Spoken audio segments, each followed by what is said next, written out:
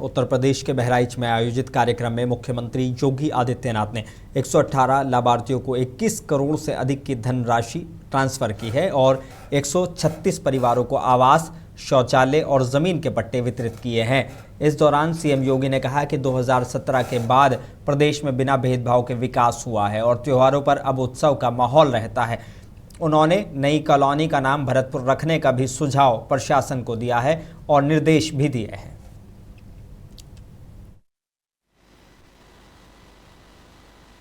मुझे बताते हुए प्रसन्नता है कि यहां पर हम लोगों ने जिन परिवारों को यहां पे हम पुनर्वास कर रहे हैं, इन परिवारों के लिए हम लोगों ने प्रत्येक परिवार को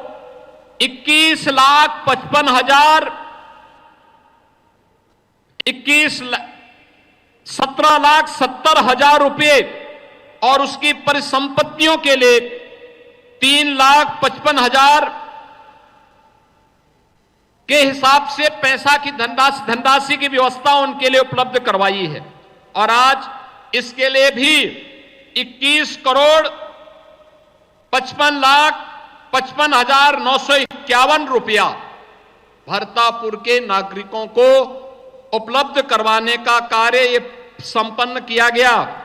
और इन परिवारों को हम लोगों ने यहां पर ग्राम पंचायत सेमराहना, यहां पर हम लोगों ने इन लोगों के लिए जमीन, ग्राम पंचायत की जमीन अधिग्रहण की और अब इन सब के आवास के लिए धनराशि मुख्यमंत्री आवास योजना से आज इनको दे दी है। और जिलाधिकारी बहराइच की जिम्मेदारी दे दी गई है कि यह आवास बेतरतीब नहीं बनेंगे, कॉलोनी बनेगी। इनकी पैसा इनके पास पहुंच गया है, शौचालय के लिए भी पैसा इनके पास पहुंच गया है और वहां पर कॉलोनी बनेगी। कॉलोनी का नमूना यहां पे मंच पे भी दिखाया गया है और साइड में भी दिखाया गया है। बेहतरीन कॉलोनी इन सभी परिवारों के लिए, विद्यालय भी नजदीक, आंगनवाड़ी केंद्र भी नजदीक, राशन की दुकान भी नजदीक। और मैं प्रशासन से कहूंगा कि जो ये नया कॉलोनी बन रही है, इस नई कॉलोनी का नाम भी भरतपुर ही रखना, भरतापुर से अब भरतपुर इसका नाम ही रखना।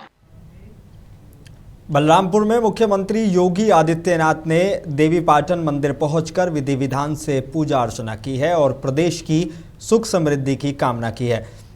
उनके दौरे को लेकर सुरक्षा के कड़े इंतजाम किए गए थे। सीएम ने नवरात्रि मेले की व्यवस्थाओं का भी जायजा लिया और अधिकारियों के साथ बैठक कर भीड़ प्रबंधन, सुरक्षा और सुविधाओं पर चर्चा की है। प्रशासन पूरी तरह अलर्ट है ताकि श्रद्धालुओं को किसी तरह की परेशानी ना हो।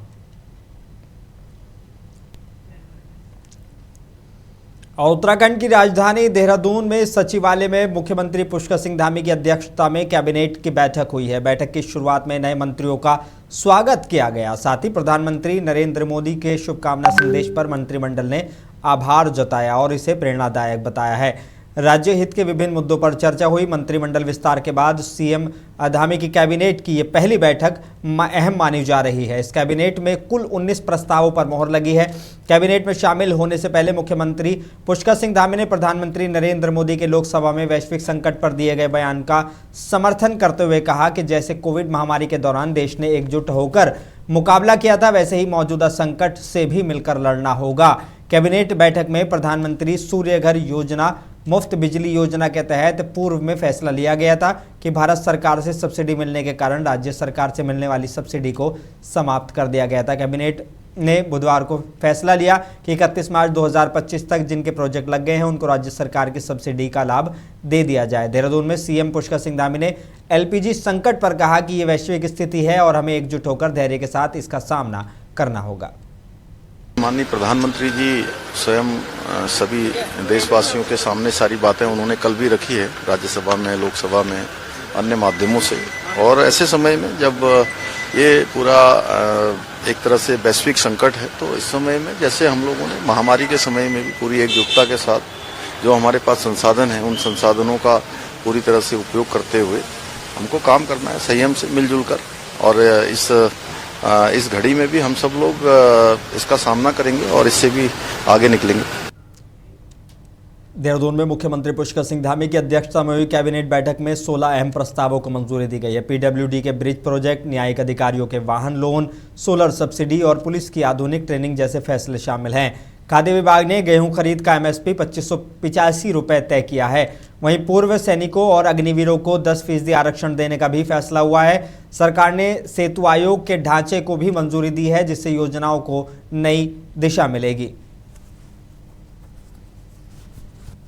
हमारी पूर्व में वर्दीधारी सिपाही पदों और वर्दीधारी उप निरीक्षक पदों के लिए सीधी भर्ती के लिए एक एकीकृत नियमावली बनाई गई थी, जिसमें कुछ पदों के लिए एज लिमिट बढ़ी थी, कुछ पदों के लिए एज लिमिट घटी थी।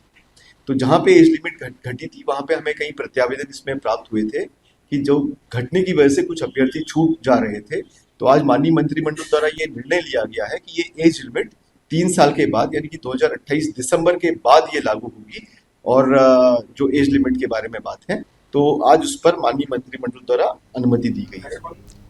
देहरादून में प्रदेश कांग्रेस कार्यालय में प्रेस वार्ता के दौरान डॉक्टर हरक सिंह रावत ने बीजेपी पर जमकर हमला बोला। उन्होंने कहा कि त्रिवेंद्र सरकार में रानी पोखरी में नेशनल लॉ यूनिवर्सिटी का शिलान्यास हुआ, लेकिन 7 साल में एक ईंट तक नहीं रखी गई। आरोप है कि जमीन में गड़बड़ी हो रही है। उन्होंने धामी सरकार पर फैसलों के उल्लंघन और पुलिस लाठीचार्ज को लेकर भी सवाल उठाए हैं।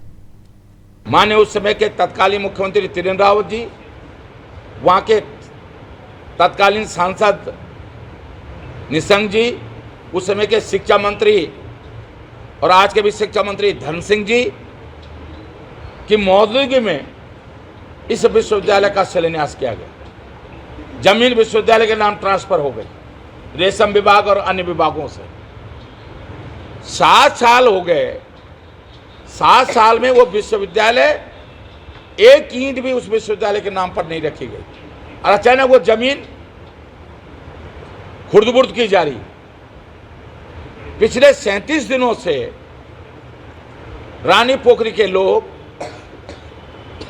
उस विश्वविद्यालय की लड़ाई को लड़ रहे हैं।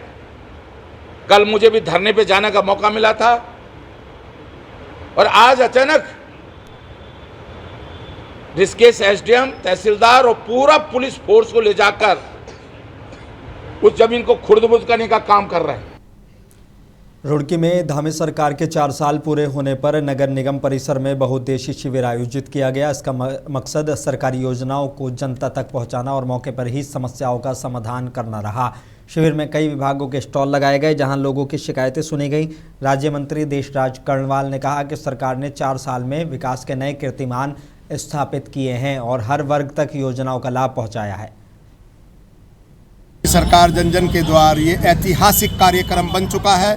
ये पुष्कर सिंह धामी जी का जहां एक तरफ 4 साल बेमिसाल उन्होंने ऐतिहासिक काम कर दिखाए हैं, ऐसे ऐसे कानून बनाए हैं जिससे देवभूमि की प्रशंसा पूरे देश में हो रही है। संसार में भी समान नागरिक संहिता की परिचर्चा हो रही है। तो ये ऐतिहासिक काम जो धामी जी ने किया है, इसके लिए मैं धामी जी को धन्यवाद ज्ञापित करता हूं। और सालियर के अंदर जो 37,12,000 रुपये की लागत से बाबा साहब डॉक्टर भीमराव अंबेडकर जी की स्टैचू का शिलान्यास वो करेंगे 12 तारीख को। 14 अप्रैल की जयंती है, जयंती से पहले ही उन्होंने हमें ये सौगात दी है। उत्तराखंड में डिप्लोमा इंजीनियर्स महासंघ का धरना तीसरे दिन भी जारी रहा, जिससे सरकारी कामकाज प्रभावित हुआ है। 27 सूत्रीय मांगों को लेकर चल रहे आंदोलन में वार्ता बेनतीजा रहने से कर्मचारियों में नाराजगी है। महासंघ के पदाधिकारियों ने चेतावनी दी है कि मांगें नहीं मानी गई तो अनिश्चितकालीन हड़ताल जारी रहेगी और आंदोलन और तेज किया जाएगा। आंदोलन हमारा अनिश्चितकाल हड़ताल है हमारी ये, और ये जब तक चलता रहेगा तब तक हमारी मांगे उत्तराखंड सरकार द्वारा, शासन प्रशासन द्वारा हमारी मांगी नहीं जाती हैं। 27 सूत्रीय हमारी मांगे हैं, जिनमें 10, 16, 26 और पुरानी पेंशन बहाली, पेयजल निगम जल इसका नियमितीकरण है, एकीकरण है और अन्य मांगे हैं हमारी, जो कि हमारे मुद्दे हैं, समस्याएं हैं हमारी। जब तक हल नहीं होंगे सर हम तब तक हड़ताल पे हम लोग जो है आंदोलन में हैं, जिसमें जो है फरवरी में 2 तारीख को, 10 तारीख को, 18 तारीख को हमारे द्वारा जो है जनपद स्तर पर धरना दिया गया। उसके बाद 23 तारीख में विशाल रैली निकाली गई देहरादून में। जिसमें शासन प्रशासन को जो है हमारे द्वारा सूचना दी गई अपनी मांगों को मनवाने के लिए। बीच में उनके द्वारा कई बार वार्ता भी बुलाई गई, लेकिन जो अभी तक कोई सकारात्मक परिणाम उसमें निकला नहीं है। उस कारण जो है मजबूरीवश जो है लगभग 18 विभागों के हमारे डिप्लोमा इंजीनियर जो है वो हड़ताल पर जाने के लिए मजबूर हो गए। लखनऊ में मंत्री जयवीर सिंह ने कहा कि जेवर एयरपोर्ट का उद्घाटन प्रदेश और देश के लिए गर्व की बात है। ये एशिया का सबसे बड़ा एयरपोर्ट है। मैं समझता हूँ पूरे प्रदेशवासियों के लिए बहुत ही सौभाग्यशाली और गौरवान्वित करने वाले क्षण होंगे जब उत्तर प्रदेश को एशिया का सबसे बड़ा एयरपोर्ट हैंडओवर करने का काम, लोकार्पित करने का काम माननीय हिंदुस्तान के लोकप्रिय प्रधानमंत्री आदरणीय मोदी के कर कमलों से संपन्न होगा। सभी देशवासियों को बधाई, प्रदेशवासियों को बधाई कि यहाँ के कनेक्टिविटी में और यहाँ के विकास में एक नया माइलस्टोन, गौरवान्वित करने वाला माइलस्टोन ये साबित होगा, जिसका उद्घाटन होने जा रहा है।